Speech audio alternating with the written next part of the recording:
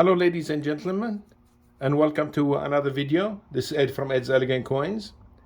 We'll walk you again through another week of review as what's taken place, talk about the trend, discussing what the title is all about. We're getting closer to the giveaways. We have 3 giveaways as soon as we hit 500 subscribers. So let's begin. The week was moderate in the beginning. Later on in the week, it picked up a little bit. Picked up a bit of gold, silver, some graded modern, some Canadian. Walk through it a little bit to just show you some of the. This is some of the 90. Some BU 90%. It looks like kind of like AU BU. It's a process to look like BU. Some of the bigger telemarketers, they process that stuff. We had about 10 rolls, a bunch of rolls or so. We had some of the BU. This is 40% uncirculated. This is the bicentennial. It comes in 2 versions. One of them is the clad version, and the other one is 40% silver. We did have some cool sets that came in. These are called the Pride of Two Nations. I must say they really did a great job on that. It was just some multiples of them. About 10 sets or so the gentleman had. Great job they did on the maple just for this anniversary. There's the queen. These are all graded PCGS. Such a nice design on this. All 70. One is the enhanced silver proof eagle, and the other one is the maple leaf modified proof, they're called. This is the eagle. It bears the W mint mark as in West Point. You can see the W designation. This is the reverse proof version. They do have the eagles come in either uncirculated proof, which is normally either all satiny, that's BU, or it would have satiny lady, and the background is kind of like mirror finish. It's called the proof, and you would reverse that, so you'd end up with the reverse proof silver eagle, which is really a very nice design. They came in a set, but the gentleman decided to get them graded or purchase them as such. So that's why we ended up with a whole bunch of them. We had a whole bunch of the Canadian silver. I discussed that in one of my earlier videos. If you wanted some of the cheaper silver sets to just hoard silver, this would be a great opportunity. This is tarnishes, doesn't really take anything away from the coins because they just can get dipped if you decided to. Dip in a jewelry solution and they come out just like the day they were made. When there's such a low, you could do that also some of the better numismatics, but you really need to know what you're doing. But if you do that on the cheaper stuff, it really doesn't alter anything except it enhances the coins and make them look like having much nicer eye appeal. This is about 1.1. We call it the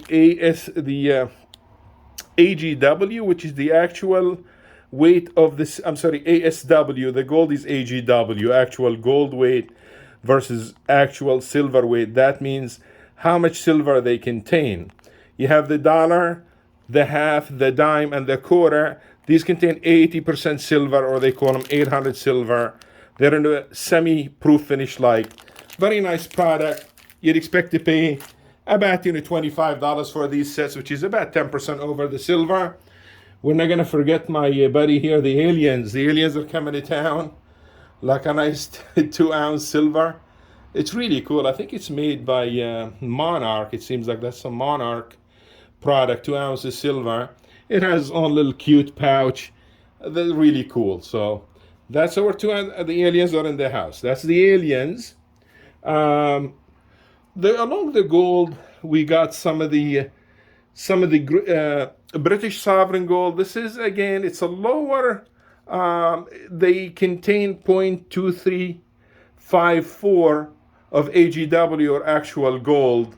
It's a cheaper way of accumulating gold, as discussed in one of my previous videos. You have the 20 francs, whether they're Hungary, whether they're French, whether they're Swiss, even the 20 Italian lira. They're all like 90%. They're exactly the same weight. The AGW is 0.1867 of an ounce. That's a pretty one. That's, Hungary. We have the French Angels. They, I'll take it out of the plastic in case it's not clear enough. Yeah, I burned my finger the other day. So that is the 20 franc Angel. That's from the 1800, smaller coin. We did take some US gold, some of the earlier gold, 20 St. Gaudens, $20 gold pieces. These are almost an ounce. They're actually about 97% to be exact, 0.9675, but they do have some numismatic value. These are not only great coins, they like I said, they bear the double eagle, but when the premium is not that high on them, this makes like a great investment actually.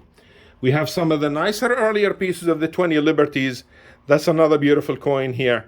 The double eagle, they're called. The design obviously is different. We made these for, again, from 1849 till 1907. Then we switched to the $20 gold pieces. It does bear the same amount of the gold, 0.9675. Same thing goes. If it's lower premium, yeah, it's a great buy. When the premium is extremely high, you would want to wait till they come down. This bears the S as the San Francisco. We had an 04. Philadelphia, we had 96S from San Francisco. Just variety of years.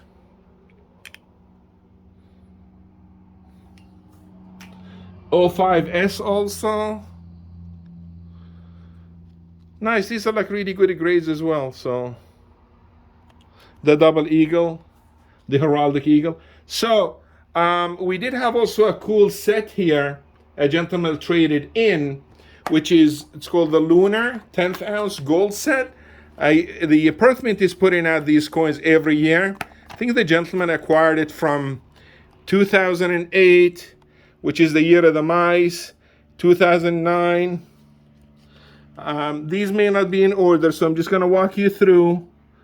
This is year of the ox. We have year of the rabbit. Beautiful. Some are colorized, as you notice, some aren't. We have the year of the tiger, the year of the dragon, the year of the snake.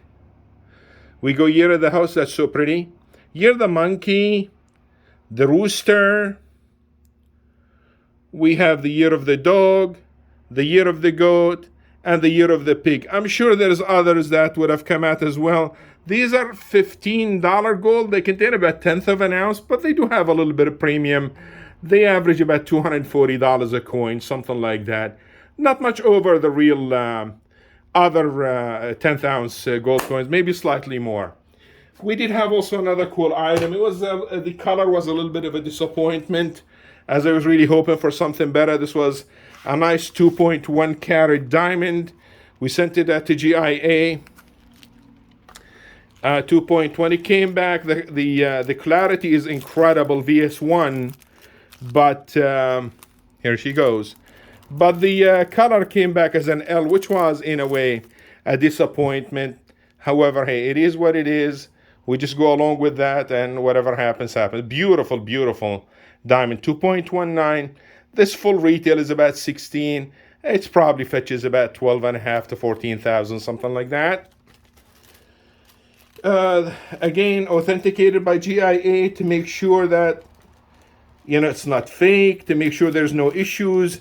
And GIA is like the best in the business, kind of like a grading by NGC or PCGS for that matter. They give you all the certificate, the picture of it, all the qualifications. That's another thing we get once in a while. We do get some jewelry, we get some diamonds, and so forth and so on. Now we get back to where I was saying about are you an emotional or are you a strategic investor?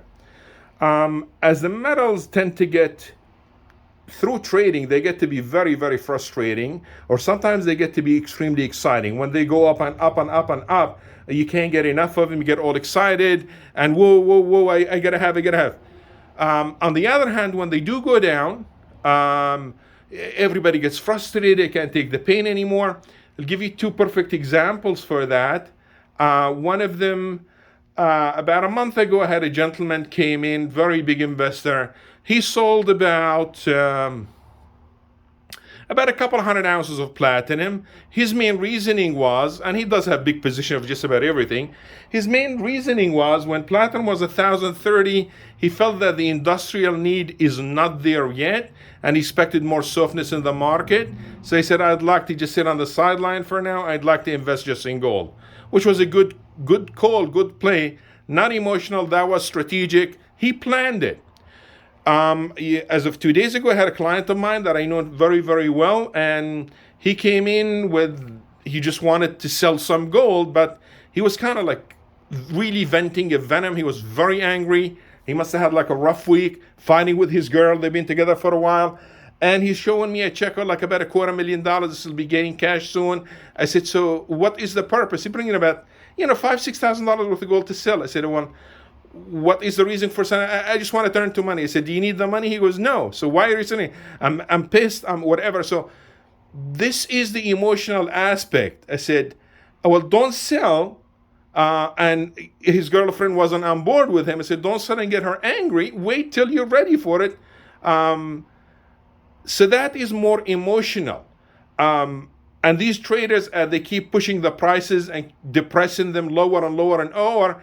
It kind of triggers our emotions. So I would like to know if you are an emotional investor or do you strategically save and purchase as, you have some other free funds come available.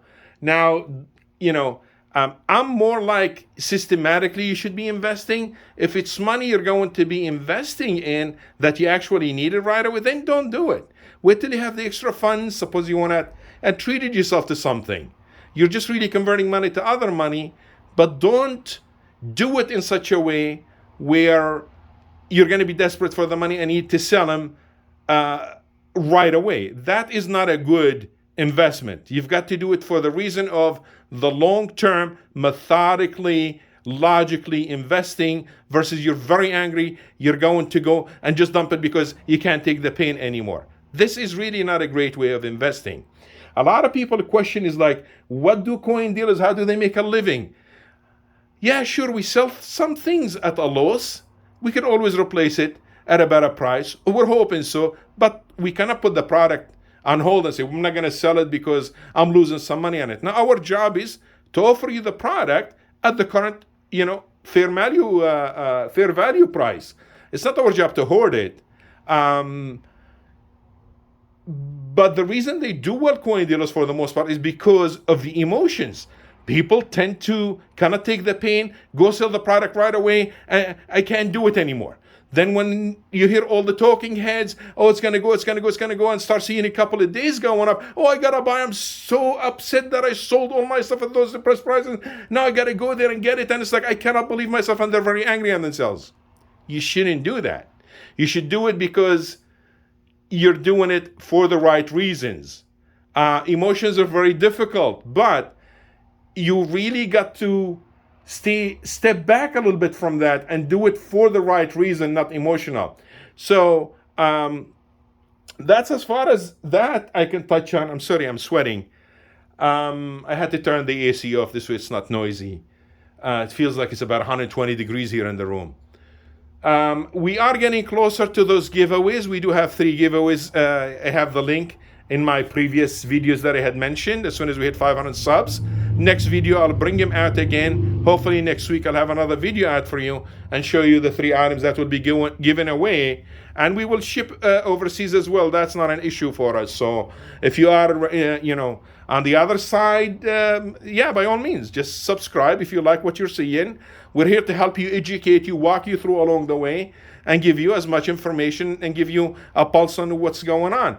There is softness coming into the market, like I had mentioned the week prior. More product is becoming available, and I'm noticing now the Silver Eagles kind of pulled back another $1 of the premium. So just product is coming onto the market just much more freely. That's all I have for the week. I believe I've covered what I had to say. I'm looking forward to seeing you next week. So long.